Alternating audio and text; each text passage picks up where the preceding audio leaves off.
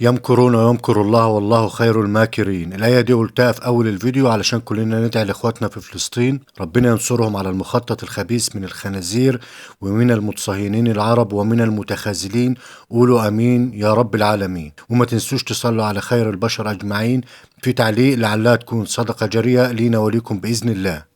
بفضل ربنا وبتوفيق منه ان انا النهارده عملت لكم فيديو 10/10، فيديو تمام، فيديو اقتصادي وجميل جدا، وان شاء الله باذن الله هيعجبكم. بس اتمنى ان انتوا تتابعوا الفيديو للاخر وتعملوا لايك لو عجبكم.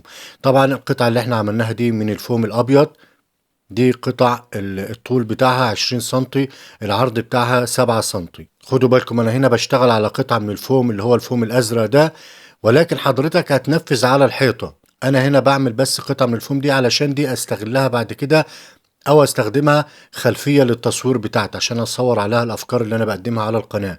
يعني حضرتك هتنفذوا نفس الخطوات ولكن على الحيطة. حابين تعملوا برواز زي اللي انا عامله ده او خلفية زي اللي انا عاملها دي، مفيش مشكلة برضو. ممكن اخواتنا اللي عندهم قنوات ممكن يعملوا الفكرة دي برضو، تكون حاجة ثابتة يصوروا عليها شغلهم، وربنا يرزق الجميع بإذن الله.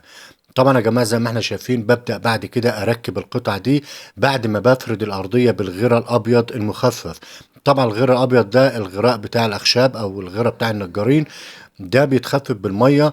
بخففه برضو بحيث ان هو ما يكونش سائل خالص، يكون برضو ماسك نفسه شوية علشان يمسك معايا ويبقى تمام التمام. وبعد كده ببدأ اعمل القطع اللي انا بظبط بيها المسافات اللي بين القطع وبعضها، دي بتكون اسمها لحامات او فواصل. بظبطها، بجيب الستيك او بجيب خافض اللسان اللي هو الخشب، وبعد كده بلحمه ببعض وبلحم 3 ببعض، ودي بتكون العلامة بتاعتي او الدليل اللي انا بظبط بيه المسافات كلها بحيث ان هي تكون زي بعضها.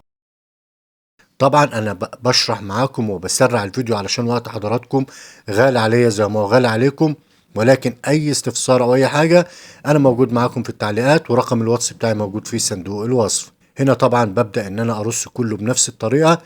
فكرة جميلة وبسيطة وسهلة جدا جدا، والفوم ده متوفر بشكل كبير، ولو مش عارف مكانه سيب لي تعليق واقول لك بيتجاب منين.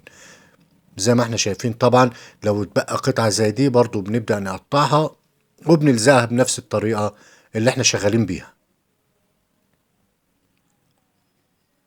بعد ما بخلص بجيب الخلة اللي هي خلة الأسنان، وبعد كده بعمل زي نظام تسليح ده. بجيب الخلة بشيل جزء منها صغير كده، وببدأ ان انا احطها في الفلين بحيث ان هي تمسك الفل معايا الابيض بالفل اللي هو الازرق. خدوا بالكم الفل الازرق بتكون كثافته اعلى من الابيض، وطبعا الفل الازرق بيستخدم في عزل الاسطح. بعد كده جبت مكوة اللحام او المكواة الالكترونية، وابتديت ان انا اسخنها درجة حرارة عالية، وبعد كده ببدأ ان انا اعمل التجازيع البسيطة دي. وطبعا بتكون سهلة جدا. لو مش عندي ممكن اسخن مفك على اي حاجة، على بوتاجاز او على شمعة، وببدأ ان انا اعمل بيه الشغل ده. الامر بسيط يعني مش محتاج تكلفة ولا محتاج اي حاجة. بعد كده جبت معايا اسمنت ابيض وحطيت عليه شوية غيرة ابيض، وبزود بالمية، وببدأ بعد كده اقلب وبخلي القوام شبه سايل علشان يظبط معايا الشكل اللي انا محتاجه. بقلب بشكل كويس جدا جدا، ودي خطوة مهمة. وبعد كده بستخدم معايا فرشة وببدأ اعمل اول طبقة.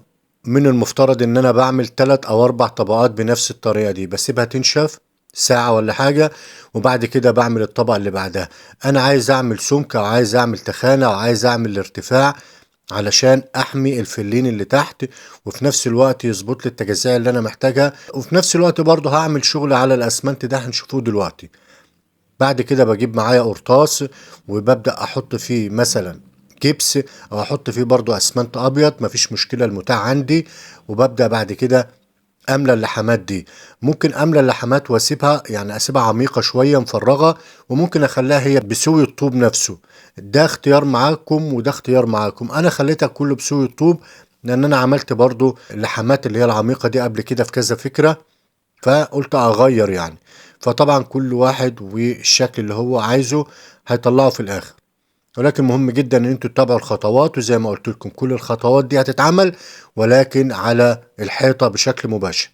بعد كده ابتديت ان انا برضو اخد شوية اسمنت، وابتديت ان انا اظبط التفاصيل بحيث ان انا بس اضغط او اطبطب بالفرشة كده بسن الفرشة، بحيث ان انا اعمل بعض التجزيعات علشان تظهر معايا في الفينش باذن الله.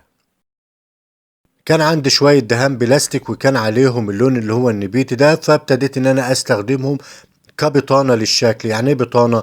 يعني انا بدهن وش واتنين علشان خاطر ان انا اخلي الدهان شكله كويس، ملمسه حلو، وفي نفس الوقت ما ياخدش مني دهانات في التشطيب كتير. فانا ده بالنسبة لي تأسيس او بطانة بيكون من الدهانات البلاستيك. بعد كده جبت اللون الاسود اللي هو الاوراتول، وابتديت ان انا اديله وش صريح او وشين، بحيث ان انا ما اخليش فيه اي لون تاني، يبقى كله واخد اللون الاسود. عايز انبه على حاجة برضو مهمة، الالوان دي يا جماعة كل واحد براحته، اللون اللي هو عايزه بيبدأ يطلعه، وهوريكم دلوقتي اكتر من لون تقدر تشطب بيه الشكل اللي انا بنفذه دلوقتي مع حضراتكم. بعد كده ابتديت اجيب اللون اللي هو الحمصي، وابتديت ان انا اديله وش واتنين بحيث ان هو يطلع معاكم بنفس الشكل ده. وبعد كده جبت اللون اللي هو البرتقالي او اللون الاورنج، وبرضه بتنت بنفس الطريقة اللي احنا شايفينها دي. خدوا بالكم الالوان غير كده خالص، بس علشان الاضاءة مع اللون ده تحس ان اللون بعد ما بيتحط على اللون الاسود بقى لون فسفوري، فبقى عاكس مع الاضاءة، فمش مطلع اللون الطبيعي بتاع الشكل. وده بالنسبة لي مشكلة في التلوين بنفس الطريقة دي او الالوان دي او اختيار الالوان دي. بتظهر جميلة جدا في الحقيقة، ولكن في التصوير بتكون مش واخدة حقها يعني. المهم بعد ما بتنشف كويس ببدأ ان انا اديها ورنيش مائي، ورنيش مائي عشان يحافظ عليها برضو من الاتربة، عشان يديها برضو لمعة كويسة. وطبعا لو انت عندك مادة البوليسترين يبقى افضل. وطبعا اللي محتاج يعرف مادة البوليسترين يسيب له كومنت وابعت له طريقة عمل مادة البوليسترين، ولكن هي كانت للأسف خلصانة من عندي فاستخدمت الورنيش المائي. لكن طبعا مادة البوليسترين أفضل بكتير وبمراحل من الورنيش المائي، وحتى الورنيش الزجاجي أو الورنيش الشفاف أو ورنيش الأخشاب، هي بصراحة بكل الأنواع دي ممتازة جدا جدا، واتكلمنا عنها في فيديوهات كتير. الفينش والشكل الأخير جميل جدا جدا. الألوان ممكن ما تعجبش حضرتك، علشان كده هعرض لك دلوقتي أو هعرض لحضرتك دلوقتي مجموعة من الألوان تقدر إن أنت تنفذ بيها نفس الشكل، وهتكون جميلة جدا. زي ما قلت لحضراتكم في أول الفيديو إن أنت الشغل ده هتعمله على الحيطة بشكل مباشر، وهتشطبه على الحيطة. شايفين ممكن تديله اللون ده وتخلي لحمات عميقة زي ما قلنا. مجموعة جميلة جدا من الألوان تقدر تنفذها وتشطب بيها نفس المنتج بنفس الطريقة. تكلفة بسيطة ومش مكلفة، وتقدر تعمل بيه شغل كتير. يعني حاجة مميزة جدا جدا. واللي محتاج يعرف طرق التلوين دي برضو يسيب له كومنت وانا تحت امركم. كل الحاجات دي احنا عملناها ونفذناها على القناة، وهسيب لكم برضو كل حاجة في صندوق الوصف. جميلة جدا وشكلها بسيط وتحفة. وطبعا الرأي في الأول وفي الآخر لحضراتكم. وفي نهاية الفيديو ما تنسوش تعملوا لايك وتعملوا اشتراك، ولو عجبكم الفيديو تدعوا لي دعوة حلوة. والسلام عليكم ورحمة الله وبركاته.